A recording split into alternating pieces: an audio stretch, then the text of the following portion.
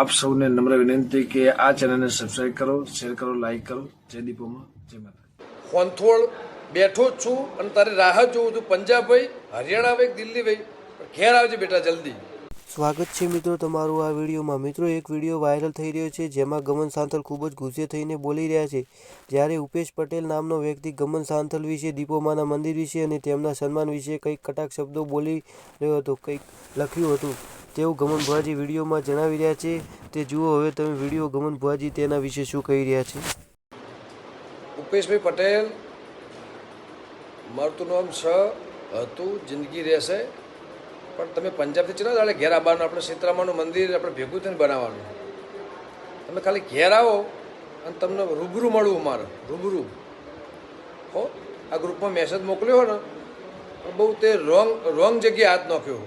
તમને ના ખબર હોય ને તો કહી દઉં, બાકી એક સમજી લેજે કે હું મારું ગોમ મારું હ, સહન શક્તિ લિમિટ વસ્તુ બરાબર. બાકી તે મારા સોમાન ઉપર, દીપોમાના મંદિર ઉપર અને માતાજીના મારા આખા પરિવાર ઉપર તે આ વસ્તુ જે લખી છે ને એનું પરિણામ તારે ભોગવવું પડશે. ભોગવવા ખુલ્લી ચેલેન્જ ચાલીને કહું, કારણ પરિણામ રૂબરૂ મળજે, રૂબરૂ ભેગો થજે.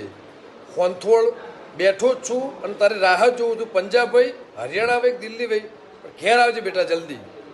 હું આપણે રૂબરૂ ચિત્રામાની વાત કરીએ.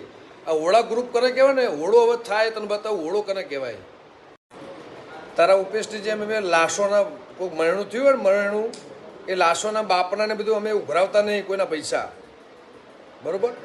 ગમન વંથોળે તો વંથોનું નામ વધાર્યું, દેશમાં વિદેશમાં દુનિયામાં જગતમાં નોમ હતું, નોમ રહ્યું નોમ રાખ્યું હોય. ગોમમાં તે જે કગા ઊભો કરીને તું મંદિરોના જેટલા પૈસા ખાઈ જો ને તે ભળવા જેટલી કરી હે ને, ભળવા તે જેટલી કરી હે ને.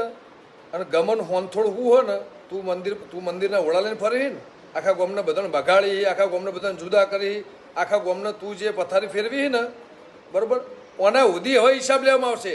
ચોપડા તૈયાર રાખજે. રોમજી મંદિરના હોય, દુનિયામાં હોય, શીતળામાનું હોય, દુનિયાની માનું. હવે તારે આનું પિક્ચર, આનું તને પરિણામ, તારે આનો હિસાબ આપવો પડશે અને આનો તને જવાબ આપવો પડશે.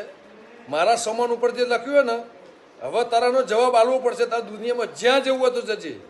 બાકી તે ખોટી જગ્યાએ હાથ નાખ્યો, ખોટી જગ્યાએ દુશ્મની હોય, આ દુશ્મની તને બહુ ભારે પડશે.